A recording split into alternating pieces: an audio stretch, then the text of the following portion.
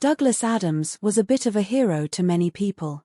If the legends are true, he went to school with the elite, the politicians, and the bankers, and he developed a distinct and perfectly rational lack of respect for them. He dreamed of working in the media, but it's a tough field to get into unless you completely lack any of the basic tenets of humanity. Fortunately for him, his work as a bodyguard didn't really suit him, and he doubled his efforts to crack into the entertainment industry, even stooping low enough to work in BBC Radio for all 7 of the people listening. Hitchhiker's Guide to the Galaxy may, or may not, have started out due to an incident where he was hitchhiking around Europe and struggled to find a place to stay due to nobody being able to hear or understand him. He laid in a field, got drunk and contemplated the ridiculousness of the universe, later discovering there was a conference for the deaf being held in town. This story, he told, may not have finally put the story straight, or at least firmly crooked, but it does give an insight into kind of man Douglas Adams really was. Shouldn't we lie down or put a paper bag over our heads or something? Unlike the people he was educated with, he wasn't wealthy, and he had a curiosity about life, and a connection to the world. This was a man who went out to find his path, not to follow along on someone else's. This will all end in tears, I just know it. Hitchhiker's Guide to the Galaxy began life as a short radio play about the end of the world, but the story was recognized as being interesting enough to develop itself into a series of radio plays, and then a further series of books. It later spun off into a television series, a video game, an unreleased calendar, and a movie that probably should have remained unreleased as well.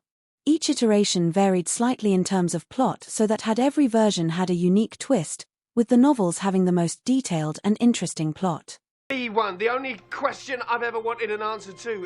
While the radio play set the basic elements of the story firmly crooked, and the television series is generally considered the standard by which all other versions are measured, it's the book that really set the story more firmly, and less crooked.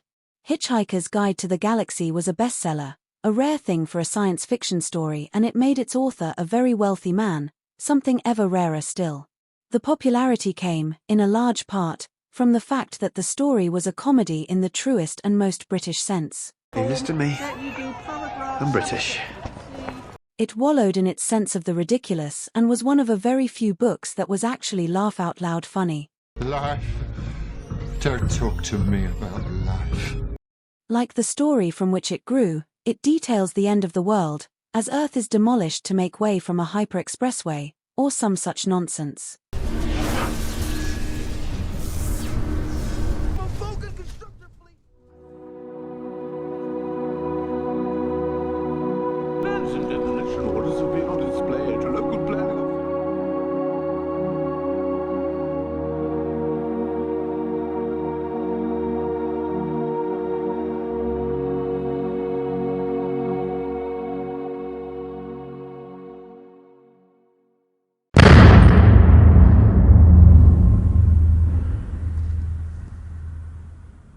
The only survivor from our world is Arthur Dent, a slightly bewildered man who is dragged kicking and screaming into a larger galaxy by his alien friend, Ford Prefect, who was working undercover writing an article about our planet. The story is, on the surface, just a fantastic slice of ridiculous craziness that channels just a pinch of that Monty Python brand of comedy. Or, is it just a bit more than that? I say that's an extraordinary proposition. The protagonist is Arthur Dent, a man who is about to embark on an epic journey into the unknown. He works for BBC Radio and is a normal, everyday man. He is a humble reflection of the author, an everyman character we can imagine and project ourselves into. He takes the writer's personal experiences as a scaffold around which his character is developed. This tells us that Arthur is especially grounded, a person we can imagine to have a solid basis in fact. While the rest of the story goes off at wild and often unimaginable tangents, Arthur is a stable anchor around which our perception is safely tethered.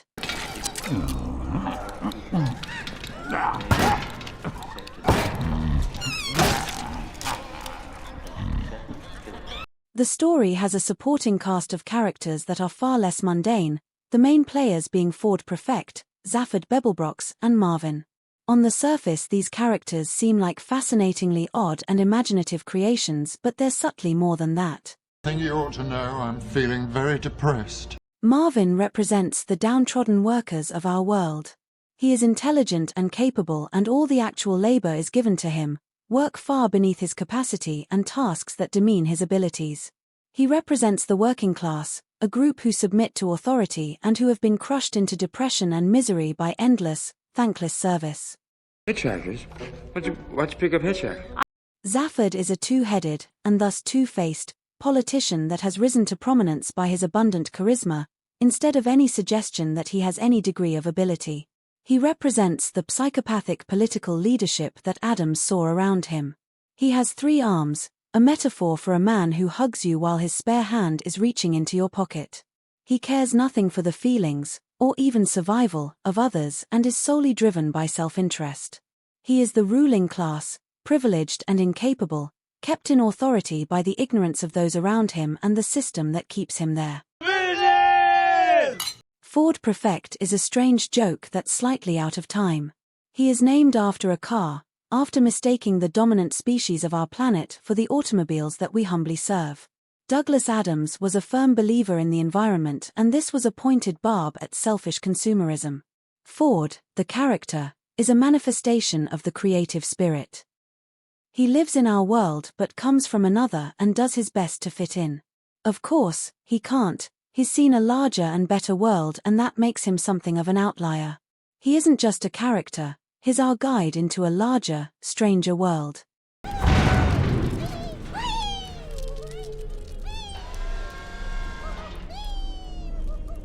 There are also a host of other characters who represent various ideas to lesser or greater degrees. Hitchhiker's Guide to the Galaxy has this to say on the subject of love. Trillian comes from an era where women were still not treated entirely equally, and she plays the role of a capable person who is viewed unfairly because of her gender, but that is tempered by the fact that her presence on the Heart of Gold is due to the same sexuality she's trying to ignore. To pick up Hitchhikers. Okay, so Her anachronistic characterization is the perfect unintentional metaphor for modern feminism. Thank you. The Vogons are a race of aliens, not evil but governed by unnecessary bureaucracy, a thing that eventually causes the end of the whole planet, thanks to their heartless application of it. Trillian represents the illusion of equality, while the Vogons are the middle managers, the governments working for the elites. This idea comes back at the end of the second novel as a larger plot device. calculate the answer to life, the universe, and everything. The story, and mostly the first novel, has several themes and metaphors embedded in it. An unnamed, until a subsequent book, woman at the beginning of the story has an idea about how to restructure the world so that it would be fair for everyone. It comments about how this method would mean that, this time, nobody would need to be nailed to a tree. Douglas Adams, an atheist, dropped in several comments about religion and his general opposition to it, some more obvious than others. But there was another, larger theme that comes up often, and that's about world's banking system. When you see what I'm about to show you, you'll beg me to take you with us. There are frequent commentaries about the ridiculousness of the galactic financial industry, eventually culminating in the very rich having the option to build custom planets. The physical currency is so large that it's impossible to carry, and it's triangular, like the pyramid on the back of a dollar bill, the one with the all-seeing eye symbol. Adams goes further still, with naming the primary ship, the Heart of Gold. Starship Heart of Gold.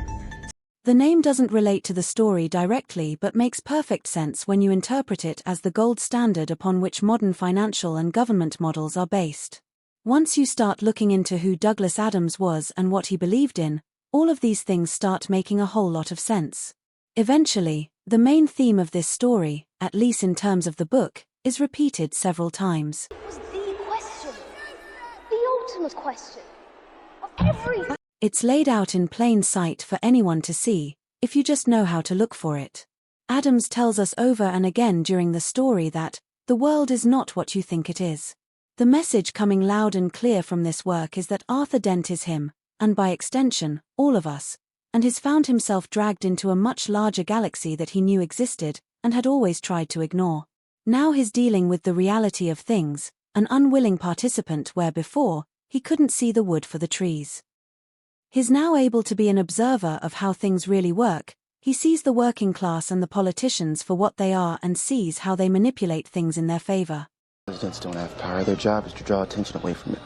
With the pieces in place, they go off on a quest to discover the meaning of life itself and discover that everything was a lie, on top of a falsification, built on top of a fraud, and Arthur was always a tiny part of it, helpless and ignorant.